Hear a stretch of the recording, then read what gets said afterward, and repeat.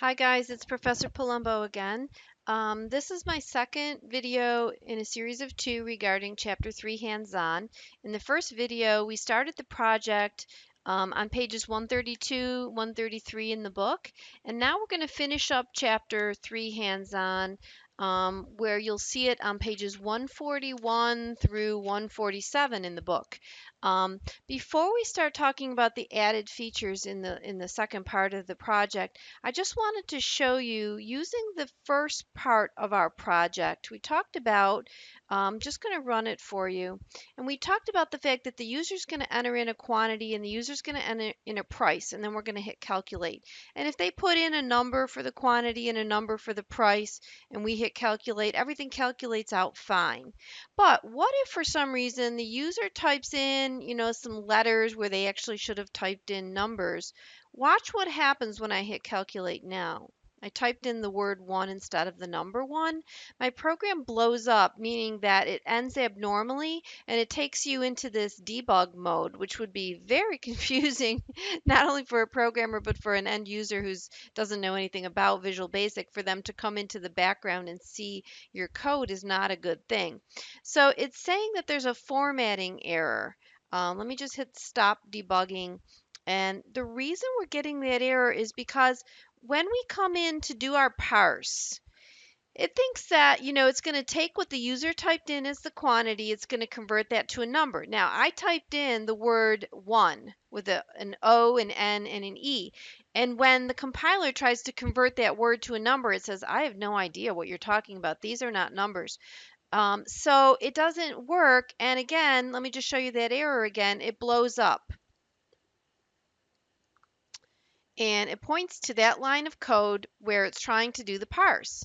It comes up and says format exception was unhandled. When converting to a string, parse a string. In other words, it's saying I'm trying to convert to a number using parse and I can't. So it doesn't know what to do. It blows up with a format exception unhandled. So in our second portion of Chapter 3 Hands-On, we're going to add some code that deals with this type of issue. So I'm going to switch over to the new portion of Chapter 3 Hands-On. What we're going to be talking about now is you'll still see the quantity and the price text boxes. You'll still see extended price, discount, and discounted price. But now I've added another section called the summary area here, and I have some summary values that I'm going to be keeping track of. The total number of books for the sales through the whole day, the total amount of all the discounts given for the whole day, total discounted amounts, and then the average. Let me go ahead and run this and just give you an example.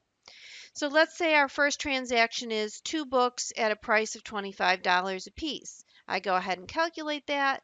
It gives me my prices, and then in my summary area, it shows that I've sold a total of 2 books. I've given out a total discounts of $7.50, total discounted amount $42.50, and currently the average is $7.50. I'm going to clear out this sale, but notice that when I clear out this sale, it doesn't clear the summary values. It only clears out my transaction. So let's say now I buy 3 books at $10 a piece. Whoops, at $10 a piece, and I hit calculate. Now my extended price is $30. I have a $4.50 discount and my discounted price of $25.50. So now it added on to my total number of books. It was 2. I bought 3 more and now I have 5 books. It added on the $4.50 of the discount onto the $7.50 and now we have 12. And it added on my discounted price, bringing that up to a total of 68. And then it recalculated the average of the 2 discounts. The first discount was $7.50, the second was $4.50. That averaged out to a discount for the whole day of $6. So that's going to keep happening. If I add another transaction, it's going to update the totals and the discounts again, and that's just going to keep going on and on.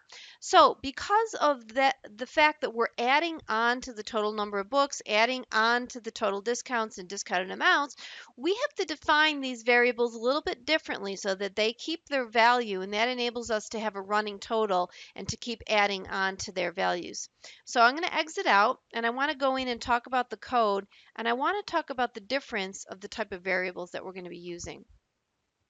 Okay, so last time we saw that we could define the quantity and the price and the extended price and the discounted price and the average Well, we didn't have an average, but we saw that we could define all of our variables inside the calculate button. And we did our calculations in there and we displayed our results to the screen, and that was all fine and dandy.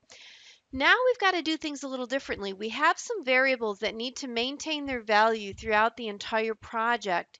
If I put those variables inside my calculate button, they would be considered local variables and they would lose their value each time I do a new calculate. So each time I do a new transaction, my total number of books and total discounts and total sales would get zeroed out every time, because as soon as the calculate button procedure ends, any variables inside that procedure no longer are in scope and they lose their value.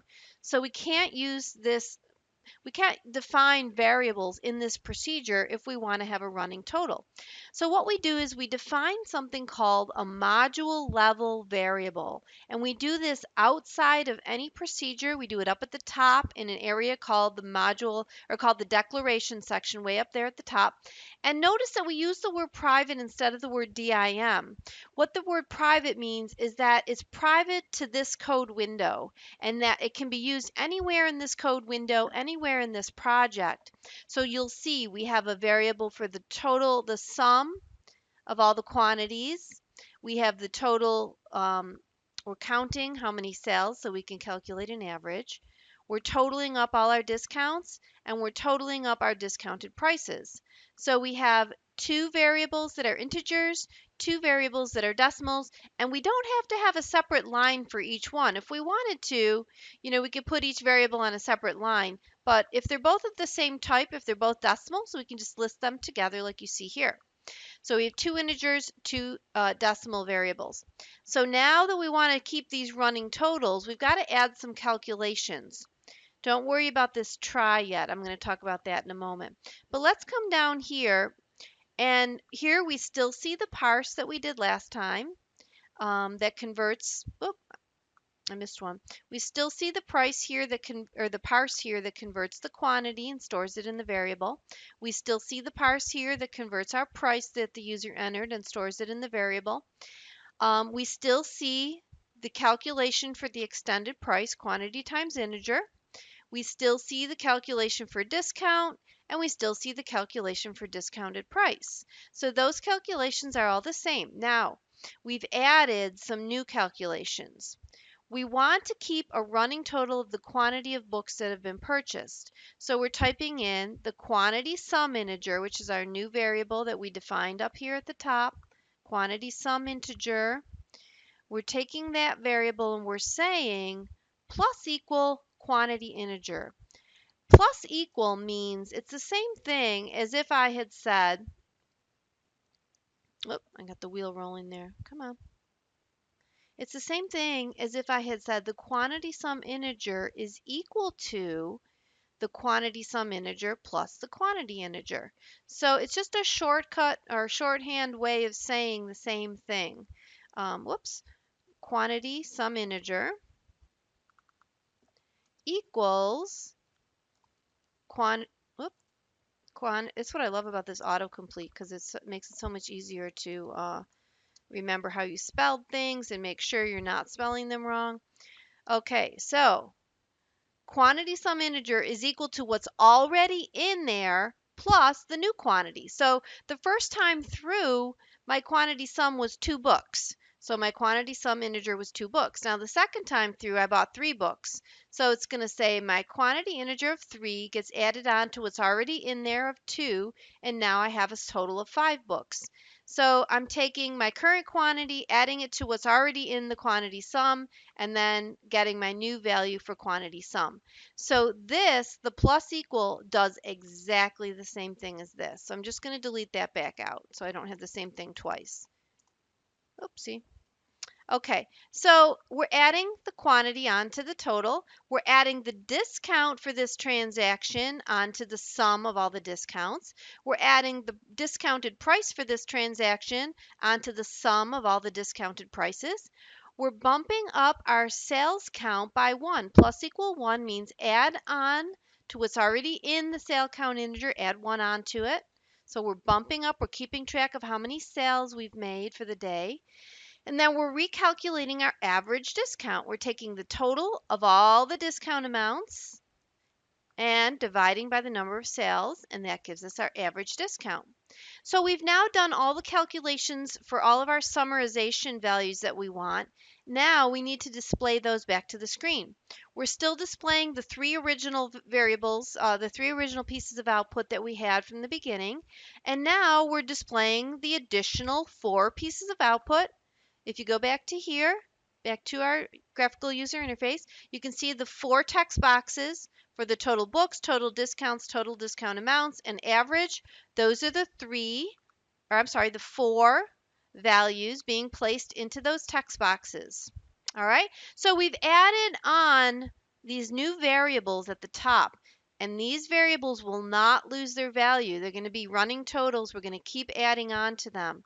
And the reason they don't lose their value is because I've defined them as module level variables up at the top of my code window in an area called the declaration area outside of any procedures. It's not in this procedure. It's not in my calculate button procedure. It's up at the top outside of any procedures, inside my class, but not inside a procedure, up where my constant was defined in the last part of the project.